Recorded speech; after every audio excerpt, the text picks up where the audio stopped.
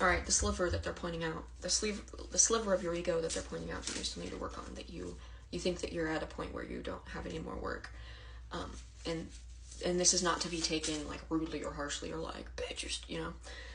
They're just trying to gently nudge. I'm getting Bridget. I'm getting the phrase "you are a healer." But what we're going to do is I'm going to use a different deck. This is the Cries of the Soul deck, to see what it is that will help us figure out what that sliver, what you need to inquire on within for that sliver of what's left. Secrets. So I'm saying ask yourself, do you communicate honestly and authentically? Ooh, and imposter syndrome.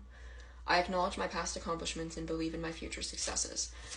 So right off the bat, I'm not saying it's not secret to like being secretive and deceptive to other people. It's being deceptive to yourself. That imposter syndrome, lying to yourself that because you were in a different point in your life where you had different people around, or you had you know, a certain level of dedication or a certain level of things or whatever it is, in a certain time period, that, or a certain level of help or whatever, that you didn't actually earn something, or everything feels like a blur because you dissociated, or it went by so fast that you don't see yourself doing it, or you have negative beliefs and you never ever saw yourself like making it past your fucking 20s, and now that you're here in this spot that you've always dreamed of, you're kind of like not even recognizing it's you because it doesn't feel real, because you hear always fake it till you make it, and you've made it, and now everything feels like you faked it.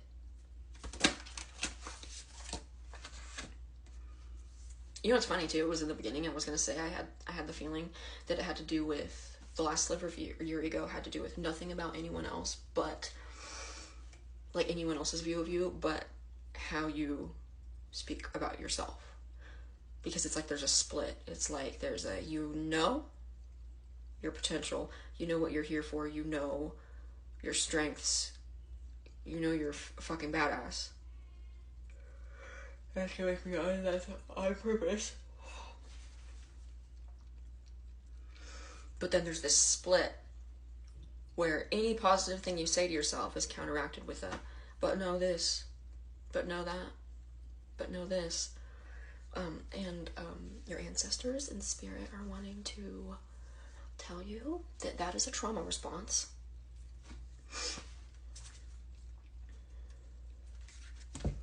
And that's not actually an imposter. That's not you either. It's literally a thought process that doesn't need to be one anymore. It's not like this asset or this damage, this thing that you incur and can never get rid of.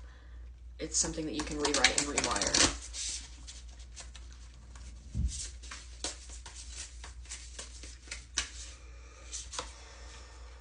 Humiliation. I accept and embrace my body as it is.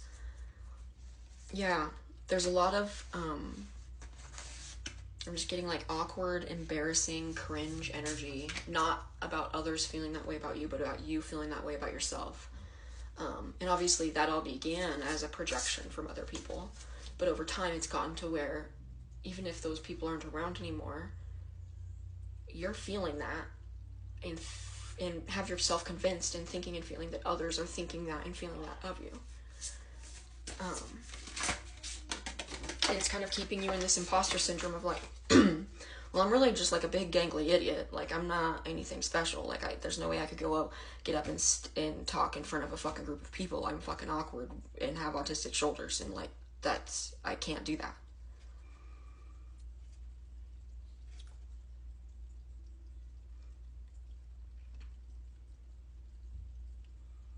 Okay, so this turns it a little bit. This card, family loyalty, I am myself. It's referencing the awkwardness and gangliness and weirdness that you feel. I'm getting the word scapegoat. I'm getting ostracized, but like unsaid, unspoken. Not directly. Done so in a way that the family would be able to say on paper, we don't know what you're talking about. We've been trying to reach out. But you know what was coerced under the scenes. I'm getting that that's a big part of that imposter syndrome, is you feel like now that you've made it or you've obtained something higher than where you come from, or not higher, but more aligned with purpose than others where you come from. It's hard to then compare that and compare that to all of the negative beliefs that you've accumulated of yourself over the years and the fact that they're from those people. And now suddenly you're seeing it flipped, that they really had all that stuff to say because you were someone to bring down, not vice versa. Okay. Shut the door. Fear of judgment and criticism. I look upon myself benevolently and tolerantly. I don't think there's any more to say. I'm going to pull one more from this deck, but that's pretty self-explanatory. They're all corroborating.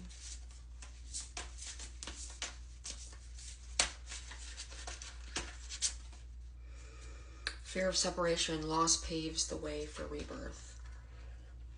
You have a fear that stepping into your new potential, that you're going to be separated or like forgotten or somehow stripped from the same ancestry or the same getting like ancestral dynamic, whatever that would look like for you, because it feels like it's like you're not super. Do you hear my voice is changing?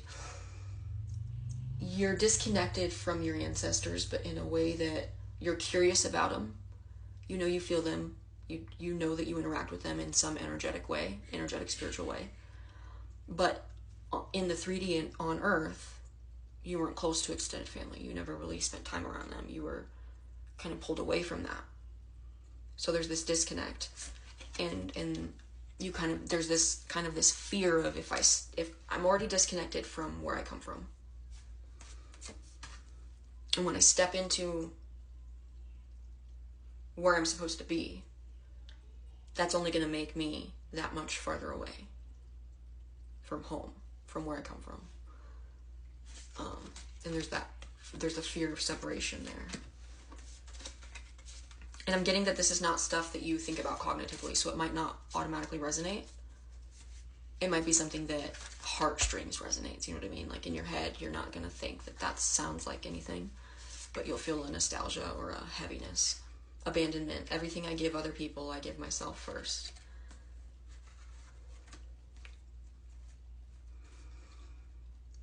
You know, it's the same old of, before pouring into someone else, pour into yourself. But in this way, they're saying like fear of separation. Instead of having that fear of separation with your familial ties or your ancestors or your lineage, whatever, what have you, you need to have that fear of separation of yourself. You need to have a fear of being separated from yourself, because you know that in any of those dark moments in your life where you thought you weren't going to get through, those were moments that you were separated from yourself. And what does that automatically do? That automatically strips you of everything that you know and learned and thought you were and want to be, right? Because you're not yourself. That's what strips you from your ancestry. Ooh, I'm getting a crown chakra ping. Yes? Hello? Yep, what do you need? What are you doing? I'm finishing up a reading. 311. Alright. What do you need? I'll see you after. Okay. That when you pour into yourself, you're automatically reinforcing, because you come from the same DNA, you're the same lineage. You pour into your DNA, you're extending theirs. You're not losing that. Yes? I want to go in the pool, but I don't want to be in there alone. Well, you can't be in there alone, so I'm glad you said something. Okay. I'm gonna have to do a part 3, but I'll be back.